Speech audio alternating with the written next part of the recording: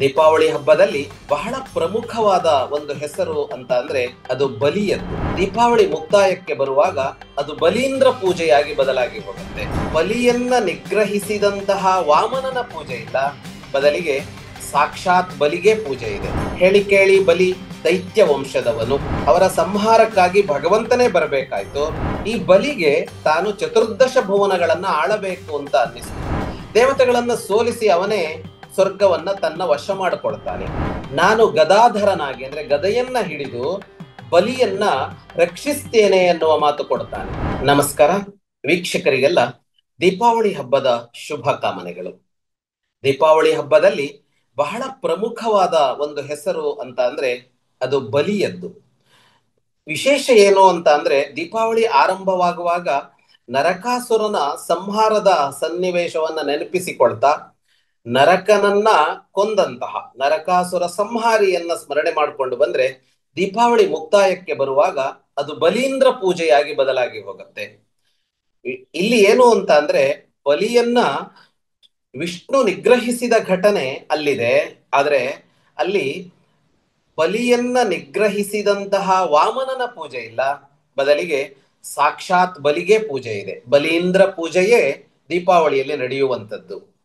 ಇದು ಏನನ್ನ ಹೇಳತ್ತೆ ಅಂತ ಅಂದ್ರೆ ಸೃಷ್ಟಿಯಲ್ಲಿ ಯಾರನ್ನು ಮೇಲು ಕೀಳು, ಇವರು ಸಲ್ಲದವರು ಇವರು ಸಲ್ಲುವವರು ಅಂತ ಭಾವಿಸುವಂತ ಒಂದು ವ್ಯವಸ್ಥೆ ಇಲ್ಲ ಅನ್ನೋದನ್ನ ಅದು ಹೇಳತ್ತೆ. ಹೇಳಿ ಕೇಳಿ ಬಲಿ ದೈತ್ಯ ವಂಶದವನು, ಅಂದ್ರೆ ರಾಕ್ಷಸ ಅಂತ ನಾವು ಕರಿತೀವಿ, ರಾಕ್ಷಸ ವಂಶ ಅಂತ. ದೈತ್ಯ ಅಂದ್ರೆ ದ್ವಿತೀಯ ಮಕ್ಕಳ ವಂಶ ಅದು. ದಿತಿ, ಅದಿತಿ, ಧನು, ಕದ್ರು ಅಂತೆಲ್ಲ ಕಶ್ಯಪರ, ಮಹರ್ಷಿ ಕಶ್ಯಪರ ಪತ್ನಿಯರು. ಕಶ್ಯಪರು ಸೃಷ್ಟಿಗೆ ಕಾರಣಕರ್ತರಾದವರು. ಅವರ ಮಕ್ಕಳಲ್ಲಿ ದೇವತೆಗಳು ಅವರ ಮಕ್ಕಳೇ, ಮನುಷ್ಯರು ಅವರ ಮಕ್ಕಳೇ, ಪಕ್ಷಿ ಪ್ರಾಣಿಗಳೆಲ್ಲ ಅವರ ಮಕ್ಕಳೇ. ಹಾಗೆ ದೈತ್ಯರು ದಾನವರು ಕೂಡ ಅವರ ಮಕ್ಕಳೇ.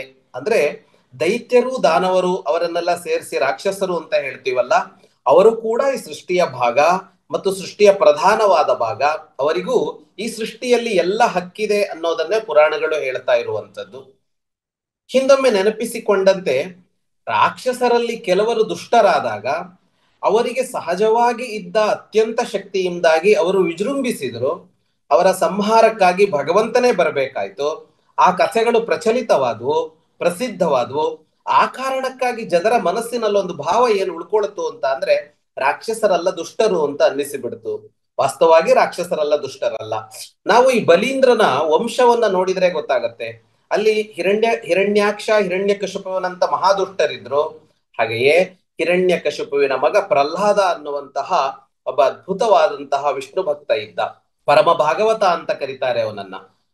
ಪ್ರಹ್ಲಾದನನ್ನ ಪರಮ ಭಾಗವತ ಅಂತ ಅಂದ್ರೆ ಭಕ್ತ ಶ್ರೇಷ್ಠನನ್ನ ಪಟ್ಟಿ ಮಾಡಿದ್ರೆ ಅದರಲ್ಲಿ ಪ್ರಹ್ಲಾದನ ಹೆಸರು ಬರುತ್ತೆ ಅಂತ. ಒಂದು ಕಡೆಯಲ್ಲಿ ಹಿರಣ್ಯಕಶಿಪು, ಹಿರಣ್ಯಾಕ್ಷರ ದುಷ್ಟರು ಅಂತ ಕರೆಸಿಕೊಂಡ್ರೆ ಅವರ ಮನೆಯಲ್ಲೇ ಹುಟ್ಟಿದಂತಹ ಪ್ರಹ್ಲಾದ ಅತ್ಯಂತ ಶ್ರೇಷ್ಠ ಅಂತ ಅನ್ನಿಸ್ತಾನೆ. ಆ ಪ್ರಹ್ಲಾದನ ಮಗ ವಿರೋಚನ, ವಿರೋಚನನ ಮಗ ಇಂದ್ರಸೇನ, ಅಥವಾ ನಾವಿವತ್ತು ಬಲಿ ಅಂತ ಹೇಳ್ತೀವಲ್ಲ ಅವನು. ವೈರೋಚನಿ, ಇಂದ್ರಸೇನ ಅಥವಾ ಬಲಿ, ಬಲೀಂದ್ರ ಅಂತ ಕರಿತೀವಲ್ಲ ಅವನು. ಈ ಬಲಿ ದುಷ್ಟನೇನೂ ಅಲ್ಲ. ಅವನು ತಂದೆ ಮತ್ತು ಅಜ್ಜಂದಿರಂತೆ ಬಹಳ ಒಳ್ಳೆಯವನು. ಮುತ್ತಜ್ಜನಂತಲ್ಲ, ಅವನು ಬಹಳ ಒಳ್ಳೆಯವನೇ. ಆದ್ರೆ ಈ ಬಲಿಗೆ ತಾನು ಚತುರ್ದಶ ಭುವನಗಳನ್ನ ಆಳಬೇಕು ಅಂತ ಅನ್ನಿಸ್ತು. ಅಂದ್ರೆ ಇಡೀ ಜಗತ್ತಿಗೆ ತಾನು ಅಧಿಪತಿ ಆಗಬೇಕು ಅಂತ ಅನ್ನಿಸ್ತು. ಜಗತ್ತಿನ ಅಧಿಪತಿ ಆಗಬೇಕು ಅಂತ ಅನ್ನಿಸೋದ್ರಲ್ಲಿ ತಪ್ಪೇನೋ ಇಲ್ಲ, ಆದ್ರೆ ಅದಕ್ಕೊಂದು ಕ್ರಮ ಇದೆ. ಆ ಕ್ರಮವನ್ನ ಅನುಸರಿಸಬೇಕು. ಯಾರೂ 14 ಭುವನಗಳಿಗೆ ಅಧಿಪತಿ ಆಗ್ಬೋದು, ಲೋಕವನ್ನ ಆಳಬಹುದು. ಅದನ್ನ ದೇವತೆಗಳೇ ಆಳಬೇಕು ಅಂತೇನೂ ಇಲ್ಲ. ಯಾಕೆಂದ್ರೆ ದೇವತೆಗಳು ಅಂತ ನಾವು ಕರಿತೀವಲ್ಲ, ಈಗ ಇಂದ್ರ ದೇವತೆಗಳ ಅಧಿಪತಿ ಆಗಿದ್ದಾನೆ. ಇಂದ್ರ ಅನ್ನೋದೊಂದು ಸ್ಥಾನ, ಒಂದು ವ್ಯಕ್ತಿ ಅಲ್ಲ. ಅದನ್ನ ತನ್ನ ಸಾಮರ್ಥ್ಯದಿಂದ ಪಡೆದುಕೊಂಡದ್ದು. ಆ ಇಂದ್ರನ ಮಂತ್ರಿ ಮಂಡಳ ಅಂತ ಕರೆಯೋದಾದ್ರೆ ಅಷ್ಟದಿಕ್ಪಾಲಕರು ಅಂತ ಹೇಳ್ತೀವಲ್ಲ, ಅದರಲ್ಲಿ ಎಲ್ಲರೂ ಇದ್ದಾರೆ. ನಿರ್ರತಿ ಅನ್ನೋನು ರಾಕ್ಷಸನೇ, ಅವನು ರಾಕ್ಷಸರಿಗೆ ಸೇರಿದವನು. ಅವನು ಕೂಡ ಆಳ್ವಿಕೆಯ ಒಂದು ಭಾಗ ಆಗಿದ್ದಾನೆ. ಕುಬೇರ ಅನ್ನುವನು ಮನುಷ್ಯ ಕೂಡ ಅದರ ಭಾಗ ಆಗಿದ್ದಾನೆ. ಹಾಗಾಗಿ ಯಾರು ಆಳಬಹುದು, ಬೆಳೆಯಬಹುದು, ಅದರ ಬಗ್ಗೆ ವಿರೋಧ ಏನೂ ಇಲ್ಲ. ಆದ್ರೆ ಒಂದು ಕ್ರಮದಂತೆ ಬರಬೇಕು ಅಂತ, ಒಂದು ಕ್ರಮದಂತೆ ಬರಬೇಕು. ಆದ್ರೆ ಬಲಿ ಬಹಳ ತ್ವರೆಯಿಂದ, ಅಂದ್ರೆ ತಾನು ಆ ಕ್ರಮದಲ್ಲಿ ಅದನ್ನ ಆಳುವ ಒಂದು ವಿವೇಕವನ್ನ ಮತ್ತು ಶಕ್ತಿಯನ್ನ ಪಡೆದುಕೊಂಡು ಈಗಾಗಲೇ ಆ ಸಾಮರ್ಥ್ಯ ಪಡೆದವರ ಕಾಲಾವಧಿ ಮುಗಿದ ಮೇಲೆ ಅವನು ಆಳೋದಕ್ಕೆ ಬರಬೇಕಾಗಿತ್ತು. ಆದ್ರೆ ಅವನು ಹಾಗೆ ಮಾಡ್ಲಿಲ್ಲ. ಬಲಿ ನೇರವಾಗಿ ಒಂದಿಷ್ಟು ರಾಕ್ಷಸರು ಮಾಡದಂತೆ ಸೈನ್ಯ ಕಟ್ಟಿಕೊಂಡು ದೇವಲೋಕದ ಮೇಲೆ ದಾಳಿ ಮಾಡ್ದ. ಮೊದಲ ಆಕ್ರಮಣದಲ್ಲಿ ಅವನು ಸೋಲ್ತಾನೆ, ಆದ್ರೆ ಮತ್ತೊಂದು ಆಕ್ರಮಣದಲ್ಲಿ ಅವನು ದೇವತೆಗಳನ್ನ ಸೋಲಿಸ್ತಾನೆ. ದೇವತೆಗಳನ್ನ ಸೋಲಿಸಿ ಅವನೇ ಸ್ವರ್ಗವನ್ನ ತನ್ನ ವಶ ಮಾಡಿಕೊಳ್ತಾನೆ. ಆಗ ಬೃಹಸ್ಪತಿಗಳು ಹೇಳ್ತಾರೆ ದೇವತೆಗಳಿಗೆ, ಇನ್ನು ಯುದ್ಧ ಬೇಡ, ಕಾಲ ಕೂಡಿ ಬರಲಿ, ಆಗ ನೋಡೋಣ, ಈಗೆಲ್ಲ ನೀವು ಮರೆಯಾಗಿ ಅಂತ ಹೇಳ್ತಾರೆ. ಇಂದ್ರ ಮೊದಲಾದವರೆಲ್ಲ ಮರೆಯಾಗಿ ಬಿಡ್ತಾರೆ. ಹೀಗೆ ಅಕ್ರಮವಾಗಿ ರಾಜನಾಗೋದಕ್ಕೆ ಬಂದಂತಹ ಬಲಿ ಒಳ್ಳೆಯವನಾದರೂ, ಪರಮ ವಿಷ್ಣು ಭಕ್ತನಾದರೂ, ಸಜ್ಜನನಾದರೂ ಒಂದು ಆಕಾಂಕ್ಷೆ ಬಲಿಯನ್ನ ಹಾಗೆ ಮಾಡಿತು. ಮತ್ತೆ ಅದು ಆಕಾಂಕ್ಷೆ ತಪ್ಪೇನೂ ಆಗಿರಲಿಲ್ಲ, ಆದರೆ ಆಸೆಯನ್ನ ಈಡೇರಿಸಿಕೊಳ್ಳೋದಕ್ಕೆ ಸಮಯ ಕಾಯ್ಬೇಕಾಗಿತ್ತು. ಮತ್ತು ನಮ್ಮ ಆಸೆಯನ್ನ ಈಡೇರಿಸಿಕೊಳ್ಳೋದಕ್ಕೆ ಇನ್ನೊಬ್ಬರಿಗೆ ಸಿಕ್ಕ ಹಕ್ಕನ್ನ ಕಸಿದುಕೊಳ್ಳಬಾರದಾಗಿತ್ತು. ಇಂದ್ರ ಅನ್ನೋದೊಂದು ಪದವಿ, ಆಗ ಯಾರು ಇಂದ್ರನಾಗಿದ್ದನೋ ಅವನ ಕಾಲ ಕಳೆಯತ್ತೆ, ಅವನ ಕಾಲ ಕಳೆದ ಮೇಲೆ ಬಲಿ ರಾಜನಾಗಬಹುದು. ಆದ್ರೆ ಅದಕ್ಕಿಂತ ಮೊದಲೇ ಬಲದಿಂದಾಗಿ ಅವನನ್ನ ಕಿತ್ತು ಹಾಕುವ ಕಾರ್ಯ ಮಾಡಬಾರದಾಗಿತ್ತು. ಇದೊಂದು ತಪ್ಪನ್ನ ಬಲಿ ಮಾಡಿಬಿಟ್ಟ. ಆದ್ರೆ ಅಲ್ಲಿ ಏರಿದ ಮೇಲೆ ಅವನಿಗೆ ಅದಕ್ಕೆ ಬೇಕಾದ ಅರ್ಹತೆಯನ್ನ ಗಳಿಸಿಕೊಳ್ಬೇಕು ಅಂತ ಅನ್ನಿಸ್ತು. ಇಂದ್ರನಾಗೋದಕ್ಕೆ ಇದ್ದ ಅರ್ಹತೆಗಳಲ್ಲಿ ಒಂದು ಯಾವುದು ಅಂದ್ರೆ ಅದು ಅಶ್ವಮೇಧ ಯಾಗಗಳನ್ನ, 1000 ಅಶ್ವಮೇಧ ಯಾಗಗಳನ್ನ ಮಾಡಬೇಕು, ಅಥವಾ 100 ಅಶ್ವಮೇಧಗಳನ್ನ ಮಾಡಿದ್ರೆ ಅವನಿಗೆ ಇಂದ್ರನಾಗುವ ಒಂದು ಅರ್ಹತೆ ಸಿಗತ್ತೆ ಅಂತ. ಹಾಗಾಗಿ ಬಲಿ ಅಶ್ವಮೇಧ ಯಾಗಗಳನ್ನ ಮಾಡ್ತಾ ಹೋದ.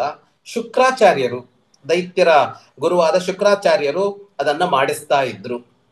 ಬಲಿ ಒಳ್ಳೆಯ ರಾಜನೇ ಆಗಿದ್ದ, ಅವನ ಪ್ರಭುತ್ವದ ವಿಷಯದಲ್ಲೇನೂ ಸಮಸ್ಯೆ ಇರಲಿಲ್ಲ. ಇದನ್ನ ಭಾಗವತ ಪುರಾಣ, ಬೇರೆ ಪುರಾಣಗಳು ಹೇಳ್ತವೆ. ಬಲಿಯ ಕುರಿತು ಕೆಟ್ಟದಾದ ಮಾತನ್ನ ನಮ್ಮ ಪುರಾಣಗಳು ಆಡಿಲ್ಲ.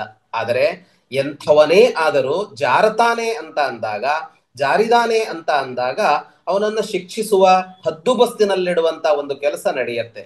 ಈ ಬಲಿಯನ್ನ ನಿಗ್ರಹಿಸೋದಕ್ಕೆ ವಿಷ್ಣು ವಾಮನಾವತಾರ ತಾಳ್ತಾನೆ. ಆದ್ರೆ ಅದೇ ಅದೇ ಇಂದ್ರನ ವಿರುದ್ಧ ಕೂಡ ನರಕಾಸುರನ ಸಂದರ್ಭದಲ್ಲಿ, ನರಕಾಸುರನ್ನ ಕೊಂದ ಮೇಲೆ ಪಾರಿಜಾತಾಪಹರಣದ ಹೊತ್ತಿನಲ್ಲಿ ಇಂದ್ರನ ಮೇಲೆ ಕೃಷ್ಣ ಯುದ್ಧ ಮಾಡಿದ್ದಿದೆ. ಪಾರಿಜಾತವನ್ನ ಕೊಡದೆ ಅದರ ಮೇಲೆ ಮೋಹವನ್ನ ಇಂದ್ರ ಇಟ್ಟುಕೊಂಡಾಗ. ಅಂದ್ರೆ ಅದರ ಅರ್ಥ ಇಲ್ಲಿ ರಾಕ್ಷಸರೋ ದೇವತೆಗಳೋ ಮನುಷ್ಯರೋ ಅನ್ನುವ ವಿಭಾಗ ಇಲ್ಲ. ಯಾರು ತಪ್ಪು ಮಾಡ್ತಾನೋ ಅವನಿಗೆ ಶಿಕ್ಷೆ ಅಂತ ಅಷ್ಟೇ, ಮತ್ತು ಎಷ್ಟು ತಪ್ಪು ಮಾಡ್ತಾನೋ ಅಷ್ಟು ತಪ್ಪಿಗೆ ಶಿಕ್ಷೆ ಅಂತ. ಹಾಗಾಗಿ ಬಲಿ ಅಶ್ವಮೇಧ ಯಾಗಗಳನ್ನ ಮಾಡ್ತಾ ಇರೋದೇನೋ ಸರಿ ಇತ್ತು, ಆದ್ರೆ ಅಕ್ರಮವಾಗಿ ವಶಪಡಿಸಿಕೊಂಡಿದ್ನಲ್ಲ, ಅದಕ್ಕೆ ಸಮಯ ಬೇಕಿತ್ತು. ಹಾಗಾಗಿ ಆ ದೇವತೆಗಳು ಮರೆಯಾದ್ರು. ಎಷ್ಟೋ ಕಾಲ ಕಳೆದ ಮೇಲೆ ಬ್ರಹ್ಮ ವಿಷ್ಣುವಿನಲ್ಲಿ ಕೇಳಿಕೊಂಡ, ಹೀಗೊಂದಾಗಿದೆ, ಸರಿಪಡಿಸಬೇಕು ಅಂತ. ಅದೇ ಹೊತ್ತಿಗೆ ತನ್ನ ಮಕ್ಕಳೆಲ್ಲ ಸೋತು ಕಾಣೆಯಾಗಿದ್ದು ಅದಿತಿ ದೇವಿಗೆ, ಕಶ್ಯಪರ ಪತ್ನಿ ದೇವತೆಗಳ ತಾಯಿ ಅದಿತಿ ದೇವಿಗೆ ಬಹಳ ನೋವು ತಂದಿತ್ತು. ಅವಳು ಕಶ್ಯಪರಲ್ಲಿ ಕೇಳ್ಕೊಂಡಿದ್ದು, ನನ್ನ ಮಕ್ಕಳಿಗೆ ಹೀಗಾಯ್ತು ಅಂತ. ಕಶ್ಯಪರು ಕೂಡ ಒಂದು ವ್ರತವನ್ನ ಮಾಡೋದಕ್ಕೆ ಹೇಳಿದ್ಲು. ಒಂದು ಮಗು ಹುಟ್ಟುವಂತ ಒಂದು ವ್ರತವನ್ನ, ವಿಶೇಷ ವ್ರತವನ್ನ ಅವಳಿಗೆ ಹೇಳಿದ್ರು. ಅದಿತಿ ದೇವಿ ಅದನ್ನ ಮಾಡ್ತಾ ಇದ್ಲು. ಅದೇ ಹೊತ್ತಿಗೆ ಬ್ರಹ್ಮನ ವಿಷ್ಣುವಿನಲ್ಲಿ ಕೇಳಿಕೊಂಡ ವಿಷ್ಣು ಅವತಾರ ತಾಳಿ ಈ ಸಮಸ್ಯೆ ಏನು ಬಂದಿದೆ ಅದನ್ನ ಸರಿಪಡಿಸೋದಕ್ಕೆ ಮುಂದಾದ. ಹಾಗಾಗಿ ಅವಳ ವ್ರತವನ್ನು ಅನುಗ್ರಹಿಸ್ತಾ ದೇವತೆಗಳಿಗೂ ನ್ಯಾಯ ಕೊಡೋದಕ್ಕಾಗಿ ವಿಷ್ಣು ವಾಮನ ಅನ್ನುವ ಅವತಾರವನ್ನ ತಾಳ್ದ. ಕಶ್ಯಪ ಅದಿತಿಯ ಮಗುವಾಗಿ ವಾಮನ ಹುಟ್ಟುಕೊಂಡ. ಪುಟ್ಟ ರೂಪ ಅದು. ವಾಮನ ಅಂದ್ರೆ ತುಂಬಾ ಪುಟ್ಟದು ಅಂತ ಅರ್ಥ ಇದೆಯಲ್ಲ ಇವತ್ತು, ಅದೇ ಅರ್ಥದಲ್ಲಿ ಸಣ್ಣ ಮಗು ಅದು. ಆದ್ರೆ ಆ ಮಗು ಹುಟ್ಟಿ ಇನ್ನೂ ಸಣ್ಣದಾಗಿ ಇದ್ದಾಗಲೇ, ಬ್ರಹ್ಮಚಾರಿಯಾಗಿದ್ದಾಗಲೇ, ನರ್ಮದೆಯ ತೀರದಲ್ಲಿ ಭೃಗುಕಚ್ಛ ಅನ್ನುವ ಒಂದು ಪ್ರದೇಶ ಇದೆ. ಅಲ್ಲಿ ಬಲಿ ಶುಕ್ರಾಚಾರ್ಯರ ನೇತೃತ್ವದಲ್ಲಿ ಅಶ್ವಮೇಧ ಯಾಗ ಮಾಡ್ತಾ ಇದ್ದ. ಯಾಕೆ ಅಂದ್ರೆ ಅಕ್ರಮವಾಗಿ ಮಾಡಿದ್ದನ್ನ ಸಕ್ರಮಗೊಳಿಸಿಕೊಳ್ಬೇಕಲ್ಲ, ಅದಕ್ಕಾಗಿ ಅಶ್ವಮೇಧ ಯಾಗಗಳನ್ನ ಮಾಡಿ, 100 ಅಶ್ವಮೇಧ ಯಾಗವನ್ನ ಮಾಡಿ ಶತಕ್ರತುವಾಗಿ ಆ ಚತುರ್ದಶ ಭುವನಗಳ 14 ಲೋಕಗಳ ಆಧಿಪತ್ಯವನ್ನ ತನಗೆ ಶಾಶ್ವತ ಮಾಡಿಕೊಳ್ಬೇಕು ಅಂತ ಬಲಿ ಬಯಸಿದ್ದ. ಅಲ್ಲಿಗೆ ವಾಮನ ತೆರಳುತ್ತಾನೆ. ಪುಟ್ಟ ಬಾಲಕ ಬ್ರಹ್ಮಚಾರಿಯಾಗಿ ಕಮಂಡಲು ಹಿಡಿದು ಯಜ್ಞೋಪವೀತ ಧರಿಸಿ ಅವನು ಅಲ್ಲಿಗೆ ತೆರಳುತ್ತಾನೆ. ಅವನು ಬಂದಿದ್ದನ್ನ ಕಂಡಾಗ, ಅವನ ತೇಜಸ್ಸನ್ನ ಕಂಡಾಗ ಬಲಿ ಅವನ ಕುರಿತು ಬಹಳ ಭಕ್ತಿ ಹುಟ್ಟತ್ತೆ ಅವನಿಗೆ. ಬಲಿ ಅವನಲ್ಲಿ ಕೇಳಿಕೊಳ್ತಾನೆ, ನಿನಗೆ ಏನು ಸಮರ್ಪಿಸಿದ್ರು ಕಡಿಮೆ, ಅಂತ ತೇಜಸ್ವಿ ನೀನು, ಬಾಲಬ್ರಹ್ಮಚಾರಿ, ಏನು ಬೇಕು ಅಂತ ಕೇಳು, ಅದನ್ನ ಕೊಡ್ತೇನೆ ಅಂತ. ಹಾಗೆ ಹೇಳಿದಾಗ ಶುಕ್ರರು ತಡೀತಾರೆ ಅವನನ್ನ. ಇಲ್ಲ, ಇಲ್ಲಿ ವಿಷ್ಣುವಿನ ಮಾಯೆ ಇದೆ, ಬಂದವನು ಸಾಮಾನ್ಯನಲ್ಲ ಅಂತ ಹೇಳ್ತಾರೆ. ಆದ್ರೆ ಬಲಿ ಕೇಳೋದಿಲ್ಲ. ನಾನು ನನ್ನ ಏನು ಮನೆಗೆ ಬಂದಂತಹ ಅತಿಥಿಗೆ, ಅದರಲ್ಲೂ ಇಂತಹ ಪುಟ್ಟ ಬಾಲಕ, ಅತ್ಯಂತ ತೇಜಸ್ವಿಯಾದವನಿಗೆ ನಾನು ಕೊಟ್ಟೇ ಕೊಡ್ತೀನಿ ಅಂತ ಹೇಳ್ತಾನೆ. ಆಗ ಅವನು ಕೇಳೋದು, ಆ ವಾಮನ ಕೇಳೋದು, ಮೂರು ತನ್ನ ಹೆಜ್ಜೆಗಳು ಅಳೆಯುವಷ್ಟು ಜಾಗವನ್ನ, ತನ್ನ ಹೆಜ್ಜೆ ಎಷ್ಟು ಚಿಕ್ಕದೋ ಅದು ಅಳೆಯುವಷ್ಟು ಸ್ಥಳ ಕೊಡು ಅಂತ ಕೇಳ್ತಾನೆ. ಅದಕ್ಕೆ ಬಲಿ ನಕ್ಕು ಹೇಳ್ತಾನೆ, ಇಷ್ಟು ಕಡಿಮೆ ಯಾಕೆ ಕೇಳ್ತಿ, ನೀನು ಎಂಥ ತೇಜಸ್ವಿಯಾಗಿ ಕಾಣಿಸ್ಕೊಳ್ತಾ ಇದ್ದಿ, ಆದ್ರೆ ಪುಟ್ಟ ಮಕ್ಕಳಂತೆ ಬಾಲಿಶವಾಗಿ ಮಾತಾಡ್ತಾ ಇದ್ದಿ, ಅಷ್ಟು ಪುಟ್ಟ ಜಾಗದಿಂದ ಏನೂ ಆಗೋದಿಲ್ಲ, ಇನ್ನು ದೊಡ್ಡದು ಕೇಳು ಅಂತ ಹೇಳ್ತಾನೆ. ಆದ್ರೆ ವಾಮನ ನನಗಷ್ಟೇ ಸಾಕು ಅಂತ ಹಠ ಹಿಡಿತಾನೆ. ಬಲಿ ಕೊಡೋದಕ್ಕೆ ಮುಂದಾಗುತ್ತಾನೆ. ಈಗ ಮತ್ತೆ ಶುಕ್ರರು ಮಾತನಾಡ್ತಾರೆ. ಯಾವ ಕಾರಣಕ್ಕೂ ಕೊಡಬೇಡ ನೀನು ಅಂತ ಒತ್ತಾಯಿಸ್ತಾರೆ. ಆದ್ರೆ ಬಲಿ ಹೇಳ್ತಾನೆ, ಅದೆಂಥದ್ದೇ ಆಗಲಿ, ಇದರಿಂದಾಗಿ ನೀವು ಹೇಳಿದಂತೆ ನಾನು ಸರ್ವಸ್ವವನ್ನು ಕಳೆದುಕೊಳ್ತೇನೆ ಅಂತಾದ್ರೂ ಕೂಡ ನಾನು ಕೊಟ್ಟ ಮಾತಿನಿಂದ ಹಿಂದೆ ಸರಿಯಲಾರೆ. ಯಾಕೆಂದ್ರೆ ಜಗತ್ತು ನಿಂತಿರೋದು ಸತ್ಯದ ಮೇಲೆ. ರಾಜನೇ ಸುಳ್ಳು ಹೇಳ್ತಾನೆ ಅಂತ ಅಂದ್ರೆ ಇಲ್ಲಿ ನಂಬಿಕೆ ವಿಶ್ವಾಸಗಳೇ ಜಗತ್ನಲ್ಲಿ ಉಳ್ಕೊಳ್ಳೋದಿಲ್ಲ. ನಾನು ನಂಬಿಕೆಯನ್ನ ಕಳೆದುಕೊಳ್ಳೋಕೆ ಇಷ್ಟಪಡೋದಿಲ್ಲ. ಸತ್ಯವೇ ಶ್ರೇಷ್ಠವಾದದ್ದು, ನಾನು ಸತ್ಯನಿಷ್ಠನಾಗಿ ನಿಲ್ತೇನೆ ಅಂತ ಬಲಿ ಹೇಳ್ತಾನೆ. ಬಲಿಯನ್ನ ಮಹಾತ್ಮ ಅಂತ ನಮ್ಮ ಪುರಾಣಗಳು ಕರೆದಿವೆ. ಅದಕ್ಕೆ ಕಾರಣ ಇದು, ಅವನ ದಾನಶೀಲತೆ ಮತ್ತು ಅವನ ಸತ್ಯನಿಷ್ಠೆಯ ಕಾರಣಕ್ಕಾಗಿ ಅವನು ದೊಡ್ಡವನು ಅಂತ ಅನ್ನಿಸಿಕೊಂಡವನು. ಸ್ವತಃ ಗುರುಗಳು ಹೇಳಿದರು, ಅವನಿಗೂ ಕೂಡ ಗುರುಗಳು ಹೇಳಿದ್ದು ಸತ್ಯ ಅಂತ ಅನ್ನಿಸಿದರೂ ಕೂಡ ಅವನು ಇಟ್ಟ ಹೆಜ್ಜೆಯನ್ನ ಹಿಂದಿಡೋದಿಲ್ಲ. ಹಾಗಾಗಿ ಅವನ ಪತ್ನಿ ನೀರೆರಿತಾಳೆ. ಅವನು 3 ಹೆಜ್ಜೆಗಳನ್ನ ದಾನವಾಗಿ ವಾಮನನಿಗೆ ಕೊಡ್ತಾನೆ. ಕೊಟ್ಟಾಗ ಮೊದಲ ಹೆಜ್ಜೆಯನ್ನ ವಾಮನ ಇಡ್ತಾನೆ. ಇದ್ದಕ್ಕಿದ್ದಂತೆ ನೋಡ್ತಾ ಇರುವಂತೆ ವಾಮನ ತ್ರಿವಿಕ್ರಮನಾಗಿ ಬೆಳೆದಿರ್ತಾನೆ. ಅದ್ಭುತವಾದ ಅತ್ಯಂತ ದೊಡ್ಡದಾದ ಒಂದು ಆಕಾರ ಅಲ್ಲಿ ಬಂದಿರತ್ತೆ. ಮೊದಲ ಹೆಜ್ಜೆಯಲ್ಲಿ ಇಡೀ ಭೂಮಿಯನ್ನ ಅಳೆದು ಬಿಡ್ತಾನೆ. ಹೆಜ್ಜೆ ಅಂತ ಕೇಳಿದ್ದು, ಮೊದಲ ಹೆಜ್ಜೆಯಲ್ಲಿ ಇಡೀ ಭೂಮಿ ಮುಗಿದೋಗತ್ತೆ. ಎರಡನೇ ಹೆಜ್ಜೆಯಲ್ಲಿ ಸ್ವರ್ಲೋಕವನ್ನ ಸುವರ್ಲೋಕವನ್ನ ವ್ಯಾಪಿಸಿ ಬಿಡ್ತಾನೆ ಅವನ ಹೆಜ್ಜೆಯಲ್ಲಿ. ಬಲಿಯ ವ್ಯಾಪ್ತಿಯಲ್ಲಿದ್ದು ಇದಿಷ್ಟೇ. ಬಲಿಯ ವ್ಯಾಪ್ತಿಯಲ್ಲಿ ಏನಿತ್ತೋ ಅದೆಲ್ಲವೂ ಈಗ ಅಳೆದು ಮುಗಿದಿದೆ. ಅಂದ್ರೆ 14 ಲೋಕಗಳನ್ನು 2 ಹೆಜ್ಜೆಗಳಲ್ಲಿ ಅಳೆದು ಬಿಡ್ತಾನೆ ಭಗವಂತ. ಇದರಲ್ಲಿ ಬಹಳ ದೊಡ್ಡ ಪಾಠ ಇದೆ. ಈ ಭೂಮಿ ನನ್ನದು, ಈ ಅಧಿಕಾರ ನನ್ನದು ಅಂತೆಲ್ಲ ಹೋರಾಡ್ತೇವೆ. ಆದ್ರೆ ಇದು ಯಾವುದೂ ನಮ್ಮದಲ್ಲ ಅನ್ನುವ ದೊಡ್ಡ ಸನ್ನಿವೇಶ ಇದೆ, ದೊಡ್ಡ ಪಾಠ ಈ ಸನ್ನಿವೇಶದಲ್ಲಿದೆ. ಹಾಗೆ ಅಳದ ಮೇಲೆ ಮುಂದೇನು? ಬಲಿಯನ್ನ ಕೇಳ್ತಾನೆ, ನೀನು 3 ಹೆಜ್ಜೆಯನ್ನ ಕೊಟ್ಟಿದ್ದಿ, 3ನೇ ಹೆಜ್ಜೆಯನ್ನ ಎಲ್ಲಿಡಲಿ? ಪ್ರಸಿದ್ಧವಾದ ಕಥೆಯದು. ಬಲಿ ತನ್ನ ಶಿರಸ್ಸಿನ ಮೇಲೆ 3ನೇ ಹೆಜ್ಜೆಯನ್ನಿಡು ಅಂತ ಹೇಳ್ತಾನೆ. ಅವನಿಗೆ ಗೊತ್ತಾಗತ್ತೆ ಬಂದವ ಯಾರು ಅಂತ. ಬಂದವ ಯಾರು ಅನ್ನೋದು ಗೊತ್ತಾಗತ್ತೆ.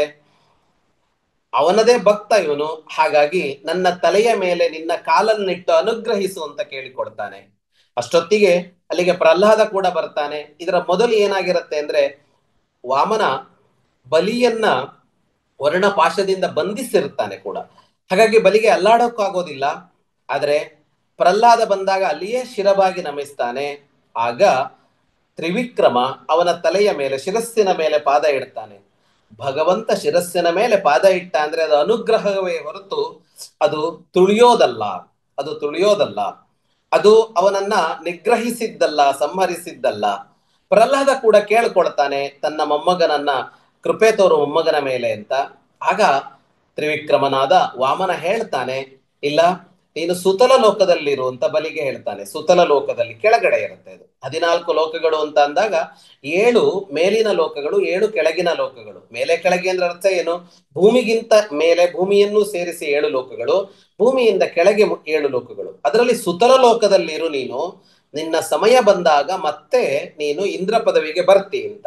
ಹಾಗಾಗಿ ಬಲಿಯನ್ನ ತುಳಿದು ಕೆಳಗೆ ಹಾಕಿದ್ದಲ್ಲ, ಬಲಿ ಮುಂದಿನ ಇಂದ್ರ. ಹಾಗಾಗಿ ಬಲೀಂದ್ರ ಅಂತಲೇ ಕರೆಯೋದು. ದೀಪಾವಳಿಯಲ್ಲಿ ಅವನಿಗೆ ಪೂಜೆ ಬಲೀಂದ್ರ ಯಾಕೆ ಅಂದ್ರೆ ಅವನು ಮುಂದಿನ ಇಂದ್ರನಾಗುವವನು ಅಂತ. ಹೀಗೆ ವಾಮನನಾಗಿ ಬಂದು ಅವನಿಗೆ ಅನುಗ್ರಹ ತೋರಿ ಸುತಲಕ್ಕೆ ಕಳಿಸಿ, ಪ್ರಹ್ಲಾದನಿಗೂ ವಾಮನ ಹೇಳ್ತಾನೆ, ವಿಷ್ಣು ಹೇಳ್ತಾನೆ, ನೀನು ಕೂಡ ಮೊಮ್ಮಗನ ಜೊತೆಗೆ ಸುತಲದಲ್ಲಿ ಸುಖವಾಗಿ ಬದುಕು ಅಂತ ಹೇಳ್ತಾ, ನಾನು ಗದಾಧರನಾಗಿ ಅಂದ್ರೆ ಗದೆಯನ್ನ ಹಿಡಿದು ಬಲಿಯನ್ನ ರಕ್ಷಿಸ್ತೇನೆ ಎನ್ನುವ ಮಾತು ಕೊಡ್ತಾನೆ. ಅಂದ್ರೆ ಅವನು ಬಂಧನದಲ್ಲಿ ಇಟ್ಟಿದ್ದಲ್ಲ, ಬದಲಿಗೆ ಬಲಿಗೆ ಸಂಪೂರ್ಣ ರಕ್ಷಣೆಯನ್ನ ನಾನು ನೀಡುತ್ತೇನೆ ಅಂತ ಹೇಳ್ತಾನೆ ಮಹಾವಿಷ್ಣು, ವಾಮನ ರೂಪಿಯಾದವನು. ಅಂದ್ರೆ ಅಲ್ಲಿ ಬಲಿಯನ್ನ ಸುತಲ ಲೋಕದ ಅಧಿಪತಿಯನ್ನಾಗಿಸಿ ಅವನಿಗೆ ಸಂಪೂರ್ಣವಾದ ರಕ್ಷಣೆಯನ್ನ ಒದಗಿಸಿ ಅವನನ್ನ ಸಂಪದ್ಭರಿತನನ್ನಾಗಿಸಿ ಇಟ್ಟಿದ್ದೆ ಈ ಈ ಈ ಕೃತ್ಯದಲ್ಲಿ, ಈ ಕ್ರಿಯೆಯಲ್ಲಿ ನಡೆದಂಥದ್ದು. ಹಾಗಾಗಿ ಬಲಿಯನ್ನ ಇಂದ್ರನಾಗಿ ಕಂಡಿದೆ ಪುರಾಣಗಳು. ಅವನನ್ನ ಬಹಳ ಕೀಳು ದುಷ್ಟ ಅಂತ ಕಂಡಿಲ್ಲ. ಬಲಿಯನ್ನ ಬಹಳ ದೊಡ್ಡವ ಅಂತಲೇ ಹೇಳಿರುವಂತದ್ದು. ಆದರೆ ಆಗಲೇ ಇಂದ್ರನಾಗುವ ಸಮಯ ಬಂದಿರಲಿಲ್ಲ. ಸಮಯ ಬಂದಾಗ ಅವನು ಇಂದ್ರನಾಗಬೇಕು. ಆದರೆ ವರ್ಷಕ್ಕೊಮ್ಮೆ ಅವನು ಭೂಮಿಗೆ ಬರ್ತಾನೆ ಅನ್ನೋದನ್ನ ಪುರಾಣಗಳು ಹೇಳುತ್ತವೆ. ಅದೇ ಇವತ್ತು ಪ್ರಚಲಿತವಾಗಿರುವ ಬಲೀಂದ್ರ ಪೂಜೆಯ ಕಥೆ. ಬಲಿ ವರ್ಷಕ್ಕೊಮ್ಮೆ ತನ್ನ ಪ್ರಜೆಗಳನ್ನ ನೋಡೋದಕ್ಕೆ ಅಂತ, ಅಂದ್ರೆ ತಾನು ಹಿಂದೆ ಆಳಿದ್ದ ಪ್ರಜೆಗಳನ್ನ, ತಾನು ಮುಂದೆ ಆಳಲಿರುವ ಪ್ರಜೆಗಳನ್ನ ನೋಡೋದಕ್ಕೆ ಅಂತ ಮೇಲೇರಿ ಬರ್ತಾನೆ. ಆಗ ಬಲೀಂದ್ರ ಬಂದಾಗ ಅವನಿಗೆ ಪೂಜೆ ಸಲ್ಲಿಸಬೇಕು ಅನ್ನುವ ಕೃತಜ್ಞತೆ ಮತ್ತು ಮುಂದಿನ ರಾಜನಿಗೆ ಸಲ್ಲುವಂತಹ ಗೌರವವನ್ನು ಸಲ್ಲಿಸುವ ಪ್ರಕ್ರಿಯೆಗಳು ದೀಪಾವಳಿಯಲ್ಲಿ ನಡೆಯುತ್ತೆ. ಹಾಗಾಗಿ ಬಲಿ ನಮಗೆ, ಅವನು ದೈತ್ಯ ವಂಶದಲ್ಲಿ ಹುಟ್ಟಿ ಬಂದರೂ ಕೂಡ ಬಲಿ ನಮಗೆ ದೇವರು. ಇಡೀ ಭಾರತದ ಉದ್ದಗಲಗಳಲ್ಲಿ ಬಲೀಂದ್ರ ಪೂಜೆಯನ್ನ ನಾವು ಆಚರಿಸ್ತೇವೆ. ಅದಕ್ಕೆ ಹೇಳಿದ್ದು ನರಕಾಸುರನ ಸಂಹಾರದ ಕಥೆಯಲ್ಲಿ ನರಕಾಸುರನನ್ನ ಸಂಹರಿಸಿದವನಿಗೆ ಪೂಜೆ. ಆದ್ರೆ ಬಲಿಯನ್ನ ಸುತಲಕ್ಕೆ ಕಳುಹಿಸಿದಲ್ಲಿ ಅದು ವಾಮನನಿಗೋ ತ್ರಿವಿಕ್ರಮನಿಗೋ ಪೂಜೆಯಲ್ಲ, ಸ್ವತಃ ಬಲಿಗೆ ಪೂಜೆ. ಬಲಿಯ ಹಿರಿತನವನ್ನ ಹೇಳುವಂತಹ ಹಬ್ಬವೇ ದೀಪಾವಳಿ. ಇಂಥ ದೀಪಾವಳಿ ನಮಗೆ ಮತ್ತೆ ಬೆಳಕು ತರಬೇಕು ಅನ್ನೋದು ಆಶಯ.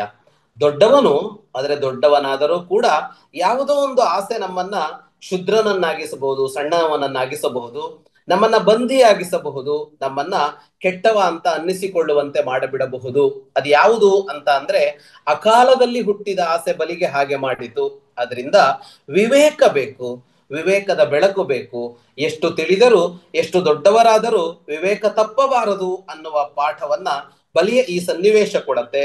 ಅಂಥ ಅವಿವೇಕದ, ಅಂಥ ಮೋಹದ ಒಂದು ಕತ್ತಲೆ ಏನಿದೆ ಅದನ್ನ ಕಳೆಯುವ ಒಂದು ಸಂದೇಶವಾಗಿ ಬಲೀಂದ್ರ ಪೂಜೆಯನ್ನ ನಾವು ತೆಗೆದುಕೊಂಡು ಬಲಿಯನ್ನ ಗೌರವಿಸ್ತಲೇ ನಮ್ಮ ಮನಸ್ಸಿನಲ್ಲಿ ಅಂತಹ ಯಾವ ಅತ್ಯಂತ ಚಿಕ್ಕದಾಗಿರಬಹುದು ಅಂತಹ ಯಾವ ತಪ್ಪುಗಳು ನುಸುಳುವುದು ಬೇಡ ಅಂತ ಭಾವಿಸ್ತಾ ಬೆಳಕನ್ನ ತುಂಬಿಸಿಕೊಳ್ಳುವ ಸನ್ನಿವೇಶ ಇದು. ನಮ್ಮೆಲ್ಲರ ಹೃದಯದಲ್ಲಿ ವಿವೇಕದ ಬೆಳಕು ಹತ್ತಲಿ ಮತ್ತು ನಮ್ಮಲ್ಲಿ ಒಂದೊಮ್ಮೆ ಅಂಥ ಕತ್ತಲೆ ತುಂಬಿದರೆ ನಮ್ಮ ಉಳಿದ ಕ್ರಿಯೆಗಳು ಹೇಗಿರಲಿ ಅಂತ ಅಂದ್ರೆ ಸಾಕ್ಷಾತ್ ಭಗವಂತನೇ ಬಂದು ನಮ್ಮ ತಲೆಯ ಮೇಲೆ ಕಾಲಿಟ್ಟು ನಮ್ಮನ್ನ ನಿಗ್ರಹಿಸುವುದರ ಮೂಲಕ ಉದ್ಧರಿಸುವಂತೆ ಆಗಲಿ ಅಂತ ಪ್ರಾರ್ಥಿಸ್ತಾ ದೀಪಾವಳಿಯನ್ನ ಆಚರಿಸೋಣ. ನಮಸ್ಕಾರ.